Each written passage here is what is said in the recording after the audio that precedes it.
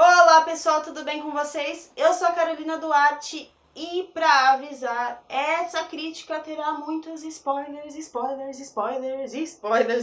E se você ainda não assistiu The Witcher, corre lá pra Netflix, assista os 8 episódios de uma vez e depois você volta aqui pra ver a minha crítica. Baseada nos livros que deram origem aos jogos, The Witcher conta a história de Geralt de Rivia, um mutante caçador de monstros que tenta achar o seu lugar no mundo. Quando uma adaptação é feita, ela precisa funcionar além da sua fonte original. Ela tem que fazer sentido tanto para quem é fã e já conhece o universo, quanto para quem está chegando agora. Um dos maiores problemas é quando tentam compactar o máximo de informações possíveis, trazendo elementos que julgam importantes, mas que definitivamente precisariam de mais tempo para ser desenvolvidos, principalmente no aspecto de apresentação dos personagens quanto de conexão com eles, e é justamente aí pra mim que reside um dos maiores problemas desse The Witcher. Ao fazer só 8 episódios, muitas informações tiveram que ser suprimidas e isso acaba atrapalhando o entendimento da narrativa porque acelera alguns processos e algumas situações. Para entender determinados acontecimentos, como por exemplo, como Geralt ganha o apelido de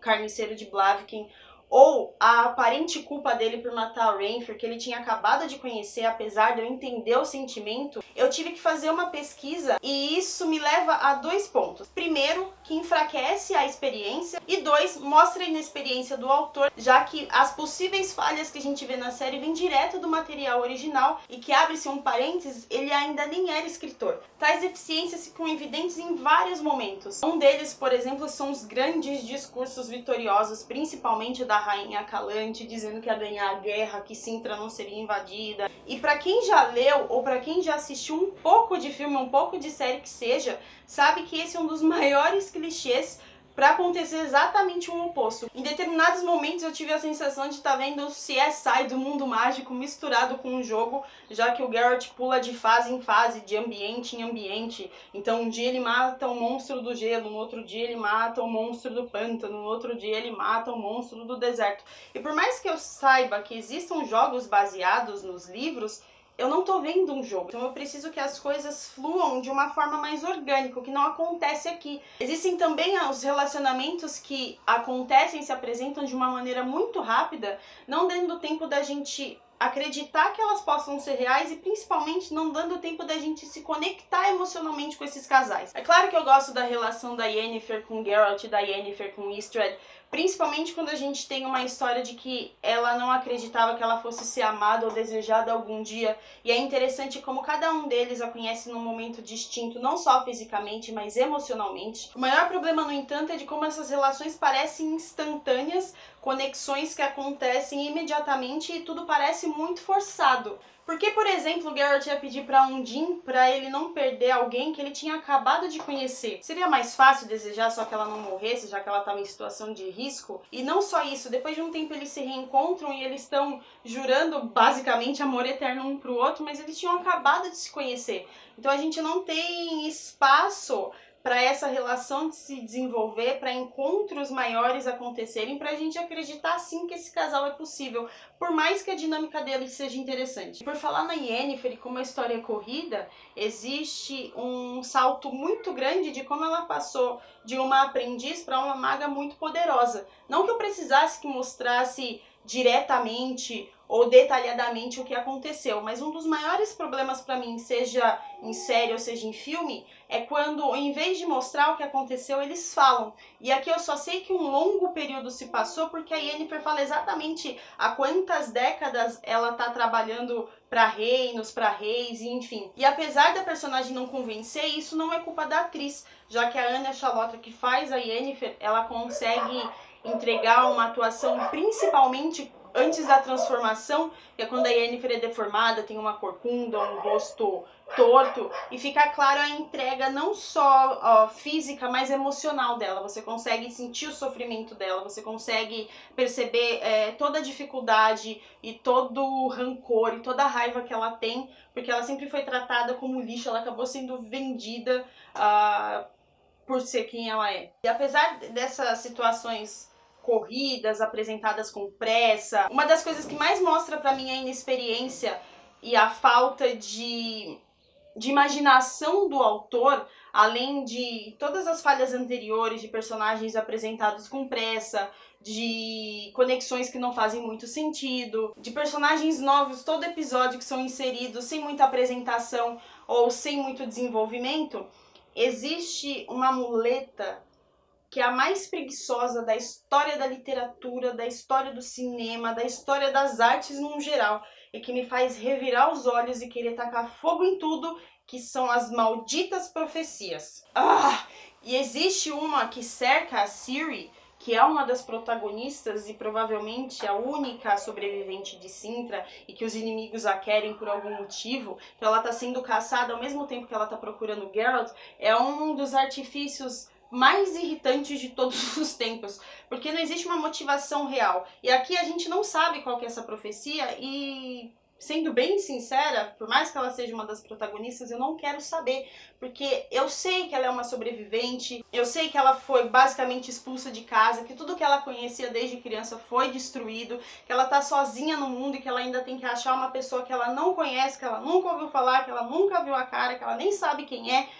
Mas ao mesmo tempo eu não me interesso tanto por ela. Eu não sei se é pela atriz que é principiante e que não entrega muita coisa, se é pela profecia preguiçosa que ronda a personagem, ou se é uma mistura desses dois elementos. Ou seja, se eu não me importo com uma das protagonistas pela falta de desenvolvimento dela, alguma coisa tá muito, mas muito errada mesmo. De todos os personagens, ela é a mais desinteressante pra mim. Mas a gente vai ter que saber qual que é o destino dela, já que ela é uma das protagonistas. E por falar em destino, se vocês não entenderem nem da primeira, nem da segunda, nem da terceira, nem da quarta, nem da quinta vez, o quanto isso é importante, não se preocupem. O roteiro vai fazer questão de destacar praticamente o tempo inteiro, dito por todos os personagens à exaustão, que além da preguiçosa profecia, o destino também é uma das rodas que move a história, que move a trama, que move os personagens. E esse mesmo destino me leva a um outro ponto extremamente sem noção, que é a tal da lei da surpresa. A lei da surpresa é um desses elementos, tipo o imprinting do Crepúsculo, uma vez que é evocado, uma vez que ele acontece, ele não pode ser revogado e ele não pode ser quebrado por motivos de porque sim, senão vai causar destruição e sofrimento para a pessoa que quebrar isso. E é sério. É ridículo e a gente tem que fazer um esforço muito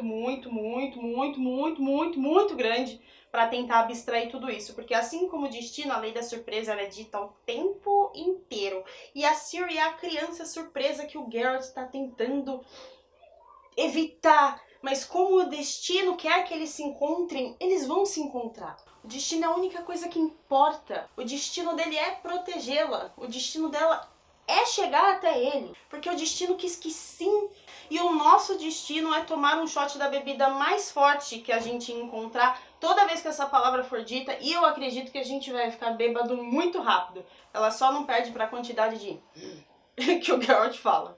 Mas, e existe um grande mas aí, apesar de todas essas falhas, de todos esses defeitos, de todas essas irritações, de todos esses incômodos, de todas essas convenções, de todos esses conceitos repetidos à exaustão, existem coisas muito interessantes acontecendo em The Witcher. Uma delas é a escolha de contar a história não só por 3 personagens diferentes, mas por 3 linhas temporais diferentes. E eu, como maníaca das cores, tive a sensação, eu tive a impressão que cada linha do tempo deles tem uma cor e uma temperatura diferentes. A Ciri, depois que sai de Cintra, ela tá na neve, então tem esse aspecto mais branco em meio de saturado. A Yennefer, ela tá num ambiente um pouco mais quente. Eu tenho a sensação de mais calor, de um tom mais amarelado. E o Geralt, como tá no meio dessas duas, ele carrega um pouco das duas coisas. Existe um momento que ele tá numa paisagem mais desaturada, num ambiente mais branco.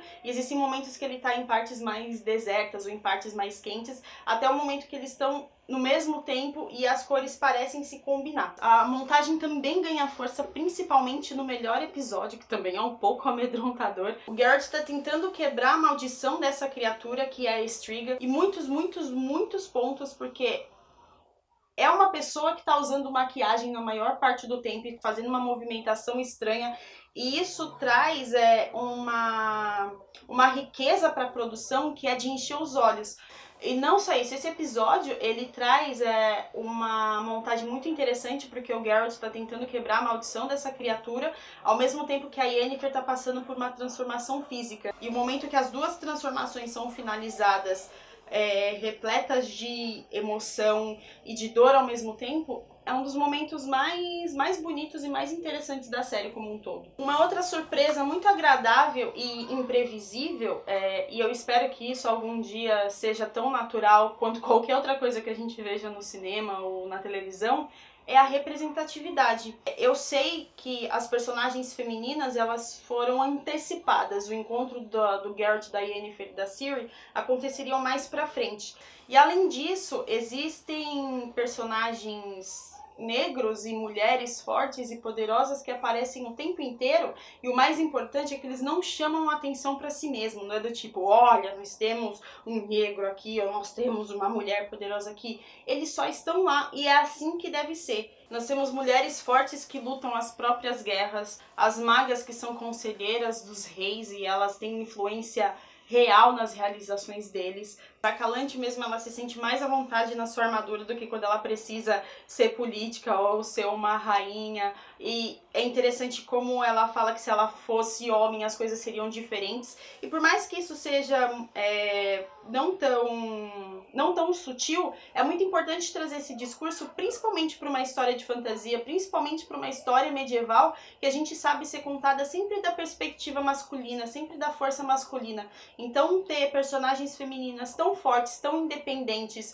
que mesmo passando por coisas tão terríveis, ainda mostra que é possível sim desenvolver personagens femininas que não sejam princesas perdidas que precisa que um homem as resgate o tempo inteiro. Elas conseguem se defender e principalmente elas conseguem ser aliadas deles nos momentos de luta, nos momentos de guerra, nos momentos mais complicados da trama. E uma outra coisa muito interessante é que existem personagens que provavelmente são homossexuais e graças a Todos os Santos isso não é visto de forma pejorativa, não é feito piadinha como se isso fosse algum defeito, é só uma constatação, eles só estão lá e isso é a forma que deve ser. A representatividade acontece dessa maneira. E eu quero acreditar que essa sensibilidade e essa naturalidade seja porque a showrunner é uma mulher e a nossa visão é obviamente um pouco diferente, principalmente quando sai de um material escrito na década de 80 por um homem. Para a arte funcionar, as pessoas precisam se enxergar no que elas estão vendo. A gente precisa se identificar de alguma maneira com esses personagens. Então, ao trazer todos esses elementos de forma tão natural, de forma tão orgânica, de forma tão sutil ao mesmo tempo, é o que faz a gente relevar um pouco os defeitos que acompanham a série. E aqui existem elementos e enquadramentos muito interessantes que lembram enquadramentos de jogos, e aqui sim de uma forma positiva, principalmente no primeiro episódio, que é quando o Geralt está cercado por vários inimigos e a gente sabe como é que essas cenas normalmente terminam, com todos os inimigos no chão e o herói praticamente sem nenhum arranhão, o que finalmente nos traz ao seu intérprete. O Henry Cavill a gente sabe que não é o ator mais solto, mais desenvolto, mais habilidoso, e muitas vezes parece que ele não tá confortável com ele mesmo, não tá confortável dentro do próprio corpo. Mas todavia, porém, entretanto, aqui a vontade dele de fazer esse papel é tão grande, ele é um gamer assumido e ele praticamente insistiu, implorou para fazer esse papel. Tal vontade e dedicação são perceptíveis não só na construção física do personagem, mas também na entrega que ele tem e principalmente ao não usar dublês.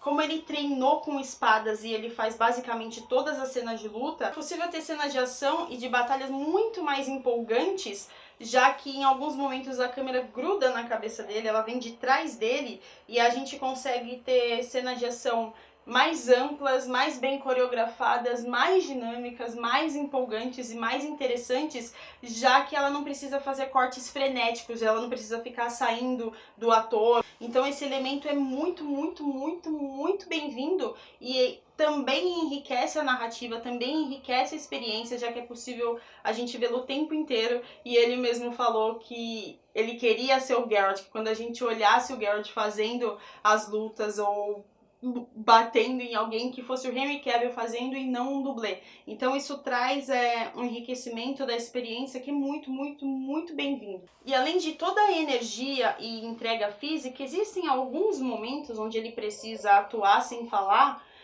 onde a gente consegue perceber todas as emoções, todas as sensações, seja tristeza, raiva, a agonia, ou tudo isso junto, e ele consegue mostrar isso só com o olhar e com algumas expressões físicas, mostrando que ali dentro existe um ator muito competente, e eu espero que em algum momento algum diretor veja isso e consiga empurrá-lo na direção que a gente quer ver. Existe um elemento de humor muito inesperado e que funciona graças ao contraste da personalidade carrancuda, agressiva e pessimista do Geralt, e o Henry consegue mostrar às vezes um humor cínico e seco com a personalidade leve, totalmente sem noção do Jaskier, que rouba a cena toda vez que aparece. Eu quero muito ver dele na segunda temporada, por mais que o Geralt tenha sido um total idiota com ele, culpado ele por todas as coisas que estão acontecendo.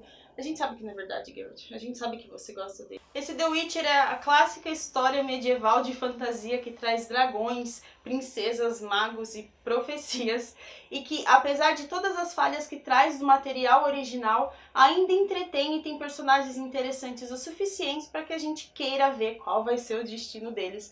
E eu espero que na segunda temporada eles arrisquem mais e que evitem baboseiras desnecessárias, percebendo que não é necessário se ater ao material de origem e que muitas vezes é preciso abandonar determinadas convenções para que as coisas deem certo. E quem diria que o hit do verão não seria um axé dançante ou um funk, mas sim uma musiquinha grudenta que não sai da cabeça e que já deve estar tocando em todos os cantos do universo, de norte a sul, de leste a oeste, nos dois hemisférios, em todos os continentes, e eu aposto que até extraterrestres já estão sabendo e já estão cantando Toss a coin to your Witcher, oh Valley of Plenty, oh Valley of Plenty. Eu tô cantando essa música há 2 semanas e se você ainda não tá cantando, você vai, porque o destino quer assim.